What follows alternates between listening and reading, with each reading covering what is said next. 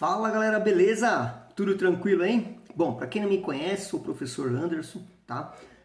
Estou aqui nesse momento para trazer mais um vídeo para vocês aqui. E nesse momento, qual será o nosso vídeo, né?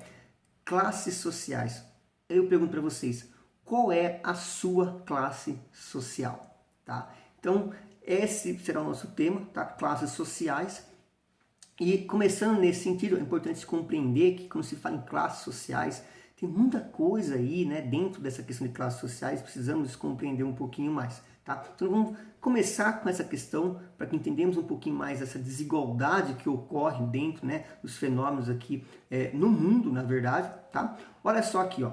Bom, classes sociais, né? Quais são esse pequeno conceito de classes sociais, né? E quais são os tipos de classes, né? Geralmente o pessoal fala A, B, C e D, né? E qual que é o valor estimulado aproximadamente dessas classes sociais, tá? Olha só, classes sociais. Então, uma classe sociais aqui é um grupo dentro de uma sociedade que se diferencia de outros em decorrência de características econômicas, políticas ou culturais.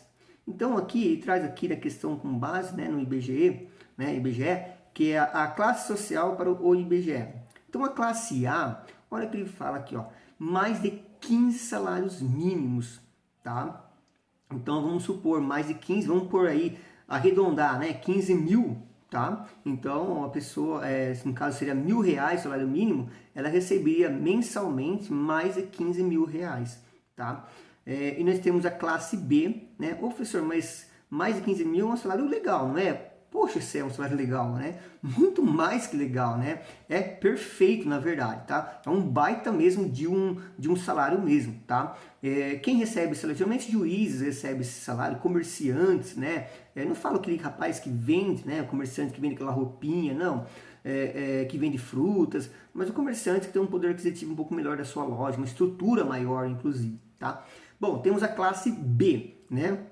De 5 a 15 salários mínimos, tá? Classe C, de 3 a 5 salários mínimos. Classe D, de 1 a 3 salários mínimos, aí até 3 mil, vamos assim dizer, por mês. E a classe E, até 1 salário mínimo, tá? Mas, professor, aí eu fico com uma dúvida, né?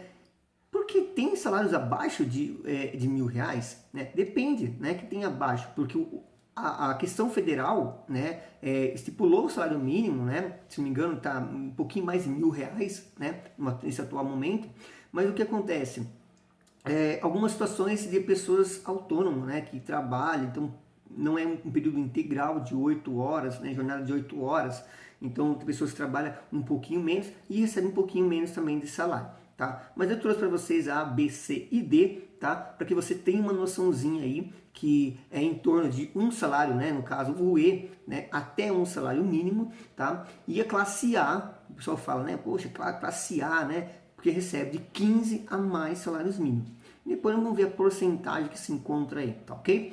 Bom, vamos lá então. O próximo aspecto que nós iremos abordar nesse momento, tá? É a questão, né? Para estudar as desigualdades sociais, é importante estar atento a 3 elementos centrais: estrutura, estratificação e mobilidade social. Então, pessoal, para a gente poder estudar um pouquinho mais essa desigualdade, é fundamental de fato que você entenda essa estrutura social, essa estratificação, tá? E essa mobilidade social, beleza? Então vamos lá compreender um pouquinho mais o que significa cada um deles, tá? Estrutura social é determinada pelo modo como se organizam os aspectos econômicos, culturais, sociais, políticos e históricos de uma sociedade. É por meio da análise dessa estrutura que as ciências sociais buscam explicação para os fenômenos que dizem respeito às sociedades. Então, o que quer dizer com isso? Quando a gente quer estudar a questão, né, situações de escravo, né, situações análogas de escravo, ou a questão de desigualdade racial, inclusive, de gênero, né, dos indígenas, inclusive, né, quais são os acessos para que eles possam ter uma vida digna? Então, através dessa estrutura social é que se tem esse estudo, né, para analisar todos os aspectos ali que vivem essas pessoas e quais são as suas condições. tá? Então, nesse sentido aí que contribui. Olha o que ele fala, né? Assim ajudam a compreender os motivos que levam o uso do Estado para fins privados. Por quê? De fato, né? De fato, o Estado existe justamente, né? Deveria justamente para atender essas pessoas que dependem muito, de fato, da sociedade. Mas como a sociedade muitas das vezes é individualista, precisa ter alguém para ter uma proteção dessas pessoas. E o Estado deveria fazer a sua função. Então assim, professor, mas o Estado não faz de fato a sua parte, né? É lógico, não consegue atender todo mundo, né? Mas, por exemplo, quando ele tem esse programa Minha Casa Minha Vida, o auxílio emergencial, então ele está voltando, se declinando para essa classe E, né? Classe D, tá? Que estão em situação mais vulneráveis economicamente, historicamente. Quando eu falo historicamente, posso falar para vocês das cotas raciais, por exemplo, tá? Alguns são a favor, outros são contra, né? Então, o que acontece? Dentro desse cenário aí, tá? Você pode até colocar nos comentários o que você acha a respeito disso, né? Poder comentar a respeito da questão das cotas raciais, favor, contra, e aí, né? Então, o que acontece é esse estudo, ele tenta justamente preencher essa lacuna de vulnerabilidade, né? Fragilidade dessas pessoas, o Estado tenta, né, preencher essa lacuna aí, tá? O que mais ele fala aqui, ó? Estratificação, diz respeito ao modo como cada sociedade está dividida. No caso, trata-se das camadas sociais que se sobrepõem umas às outras, né? Sobre as outras também, né? Essa divisão costuma ocorrer de acordo com diferentes indivíduos diferentes critérios sociais e históricos que estabelecem, né, uma espécie de hierarquia. Conforme a posição que um indivíduo ocupa nessa hierarquia, ele terá mais ou menos acesso a direitos e recursos. Além disso, a posição na qual se encontram os indivíduos determinará a quantidade de poder que poderão ter. Sendo assim, a desigualdade social também é fruto das relações de poder, o que implica dominação e exploração de alguns grupos por outros. Galera, nessa questão da estratificação aqui, cai na questão de Karl Marx, que fala o quê? Que o proletariado, os operários, vão trabalhar para benefício de uma única pessoa. Então tem essa crítica de enriquecer uma única pessoa, né? Então assim, de que existe uma exploração. Só que assim, essa exploração também, a essa grande massa de operários e proletariados, também cresce, tem uma vida digna. Não vai ter o jatinho que o dono da empresa tem, o helicóptero, mas vai ter uma condição boa de vida, tá? Então, nós devemos que ter consciência também, porque assim, ser empresário, né, e ser empregador também não é fácil. Ele tem os seus momentos, né, de complicações, de impostos, né, e tem que ter aquele trabalho dobrado, que é muito trabalho, né, para você ser um empregador. Tá? Então ter uma empresa também não é fácil, tá? Ele vai ganhar muito em cima, mas o seu funcionário vai ter uma qualidade de vida também boa. Então eu particularmente eu vejo como vantagem, tá? Eu vejo como vantagem, tá? Não vejo como algo negativo não. E outro fator que é interessante nessa estratificação, ele vai dizer, né, quais são os acessos, né, a recursos básicos para a sua sobrevivência. Então isso é um fator bem bacana, bem interessante. Porque quando você está nessa classe, por exemplo, E, tá? De fato, a sua qualidade de vida vai ser bem inferior, não vai ser uma qualidade de vida boa. Mas como assim? Será que não? Né? Para e pensa, gente. Se você quer, por exemplo, no mercado fazer uma compra, e não estou falando para você ir lá comprar picanha, né? Coisas assim, com um preço, né, mais elevado. Mas para você fazer uma compra básica com R$1.000, né, recebendo, você não vai conseguir fazer. Então você vai viver numa situação de miséria, numa situação indigna. E aí faz com que você tenha uma reflexão da grande influência que tem na vida de algumas pessoas brasileiras, famílias brasileiras, o programa, né, Bolsa Família. Porque pode parecer besteira para algumas famílias. Aquele valor pode ser um valor insignificante, mas para outras famílias é um meio de sobrevivência. Por isso que eu falo que eu sou a favor, né? Mas eu sou contra disso aí ficar desse jeito. Acho que tem que ter um programa de incentivo, né? Um programa de auxílio a esses moradores para que eles possam caminhar com suas próprias pernas. Não sou contra o Bolsa Família, de forma alguma. Mas pelo contrário, dar condições, né, para que essas pessoas possam desenvolver o seu próprio trabalho, né? E não ficar dependente do Estado, tá?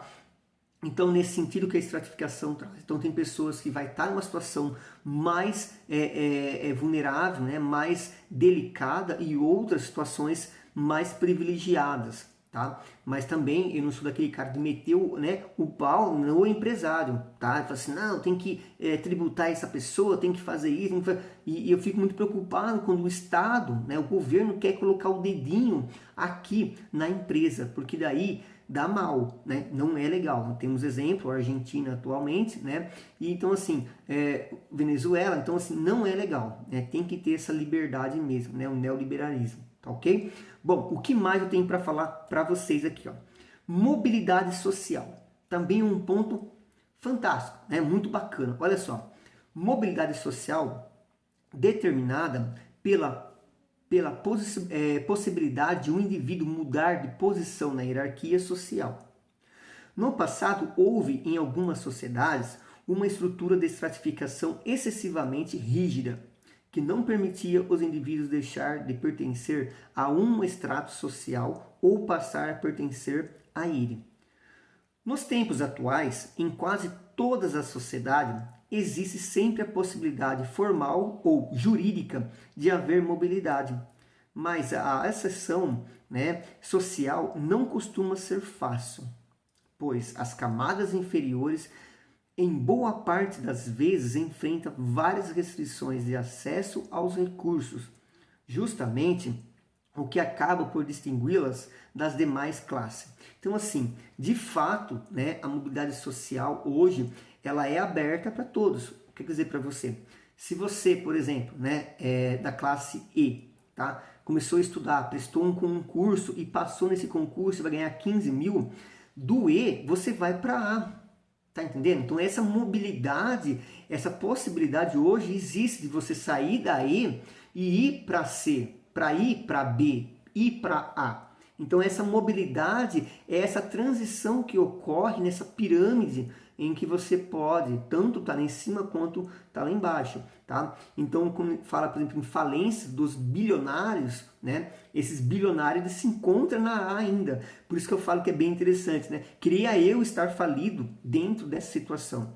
Porque quando se fala, por exemplo, né, de um investidor no Brasil, o homem mais rico do Brasil que era antigamente, né? Essa pessoa, no Wake, né? O que acontece? Ele teve uma falência, só que ele permanece na classe A ainda, então o poder aquisitivo econômico dele é muito grande. Então a chance dessa pessoa cair é muito mais difícil, né? E ele vai sofrer menos, tá? Mas a qualidade de vida dele permanece, diferentemente daquela pessoa que se encontra na classe E. Então, quando tem um impacto na economia, essa pessoa sofre diretamente nos seus recursos, né? Acesso aos recursos básicos. Então, mais do que nunca, o Estado tem que vir, dar auxílio emergencial, dar condições para que essa pessoa possa sobreviver até melhorar e aquecer a economia, né? Nesse sentido. Então, existe essa mobilidade. Por exemplo, tem situações também, falei do exemplo do concurso, mas temos também a questão da pessoa que ganha na Mega Sena. Então, a pessoa se encontra numa classe E nessa mobilidade social que hoje é permitida, ela passa a classe A. Tá? Devido ao dinheiro que acaba recebendo na Mega Sena. Então, nesses jogos, né, de azar também acaba ocorrendo, né? Então, assim, passa para essa nova realidade, né? Que passa uma mobilidade social superior ou inferior. Então, isso que se fala em mobilidade social, tá? Bom, nesse sentido, eu trago para vocês aqui uma pirâmide, tá? E aqui ele traz um pouquinho da situação da Índia. Tá? Então você veja a pirâmide e não é à toa que você se depara que os grandes milionários, né, se encontram no topo da pirâmide, porque é um número menor de fato, e vocês vão ver que esse número menor de fato ele é muito restrito. tá? E quando se vê essa faixa, a base da pirâmide, muito maior aí, é porque a grande maioria, e vocês vão ver como faz sentido. Aqui, tratando-se da Índia, né?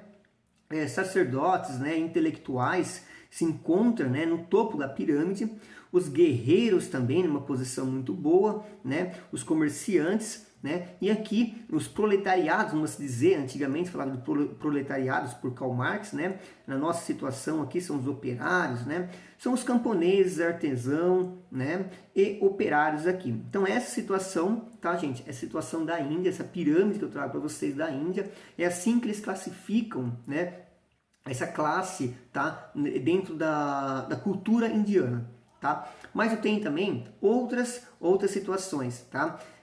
Situação do Brasil, né, não na atualidade, mas eu trago para vocês aqui, ó, a sociedade do açúcar. Então, tem aqui os aristocracia, o que seria isso aí? O senhor de engenho. Na verdade, essa aristocracia, tá? São aquelas pessoas, né, com conhecimento mais elevado, né? Como hoje temos essa pirâmide, mas tinha as pessoas no poder, na política também, que era governado por esses aristócratas, né? Então, essa aristocracia são realmente aquelas pessoas com conhecimento mais elevado, tá? E tratando da questão da classe aqui, eles se encontram, né, dentro do topo da pirâmide. E aí, né, é uma situação também mais também tranquila, tá? Não tão vulnerável, não tão delicada, mas os homens livres, né? Então, esses livres, inclusive, considerados como cidadão, né, senhor de terras, né, sem engenho, ou seja, né, não tem aquele conhecimento mais específico como os aristócratas, tá? A aristocracia, tá? Temos também o carpinteiro, tá? O ferreiro, né? O capataz, tá? E etc. Então veja assim, é a situação que se encontra no meio, né? Aqui posso dizer para você como um exemplo, vamos supor aquele escravo, né? Que é muito, de fato ele segue as ordens do seu chefe, né? No caso aqui seria o senhor da terra, né?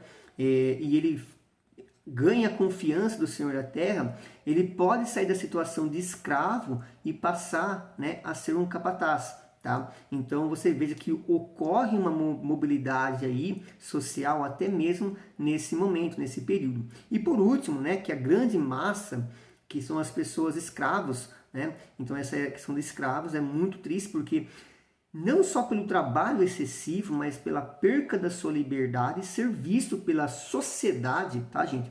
Pela sociedade como propriedade. Então você não tinha liberdade, né? O seu corpo era o que? Um objeto. Então existe um processo de desumanização e coisificação em cima do escravo, uma vez que ele é visto como um objeto. Tá? E aqui eu trago para vocês também, né, uma outra situação, que são as classes brasileiras, tá, atualmente, que é o que eu mais interessa, eu acho, a todos aí que estão assistindo, né? Como que fica a situação aqui? Olha só, classes sociais no Brasil. Então você percebe que eu falei para vocês aqui, ele fala, né, Brasil é pobre, né? Então renda mensal das famílias brasileiras, dos brasileiros. Então o que ele fala? No topo da pirâmide, que faz sentido o que eu falei para vocês, 1%, tá, gente? 1% recebe de 13, né? Vamos por 14 mil a 33.900, 1%.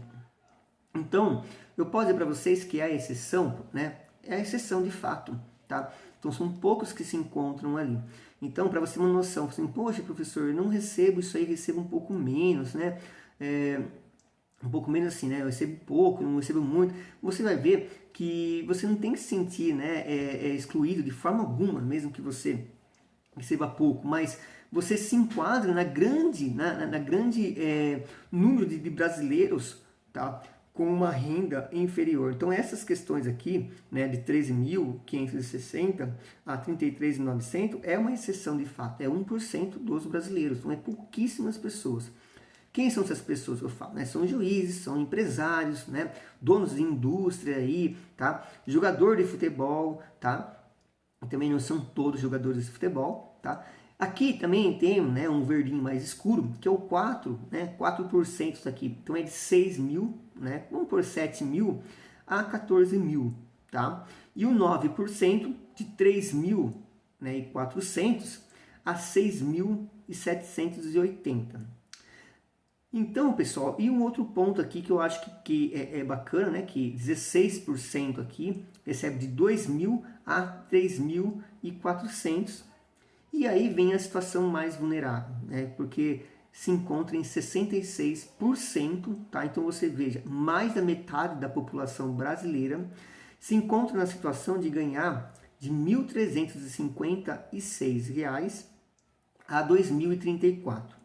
Então você veja, essa situação é 20%, tá? E depois a renda familiar de 46% recebe de 1.000, né, até 1.300, né, até 1.400 aí. O que eu quero dizer com isso? Que nessa base da pirâmide, o que chama atenção, que é um grande número de pessoas que recebem esse salário de R$ 1.400, e aí você veja como essas pessoas vivem em situações mais vulneráveis, mais delicadas, e como é difícil o acesso a condições básicas de uma sobrevivência digna. Então você veja por que o Estado, né, precisa estar atento e fazer e cumprir com o seu papel de forma digna, né, de forma ética, né, e moralmente, para atender essas pessoas, porque de fato não é uma exceção. A exceção é de cima de baixo para cima ali, que começa a pegar 16%. Tá? São pessoas que têm uma liberdade financeira maior, uma condição de vida melhor, mas a grande massa da sociedade brasileira se encontra numa fragilidade econômica que vai com certeza influenciar na qualidade de vida. E aí é muito, muito preocupante. Tá? Bom, então pessoal, o que eu queria trazer para vocês é destacar esse ponto aí, né, para todos e ter consciência que existe, né, essa questão da estrutura, tá? Dentro, se fala em classe, existe a estrutura, existe a estratificação, tá? E existe essa mobilidade social. E é bacana ter essa compreender um pouquinho mais dessas espécies aí dentro da questão da classe, tá? Galera, espero que vocês tenham gostado do vídeo aí, tá? Curta o nosso canal aí, se inscreva no nosso canal, tá? E eu vou trazer novos vídeos para vocês aí, para contribuir. Por quê? O canal tem um único objetivo, certo? Agregar valores. Isso que é o meu objetivo central. Então, eu quero agregar valores. E quem ganha com isso, né? Eu ganho com isso, vocês ganham com isso, tá? Isso é muito bacana, isso me faz feliz.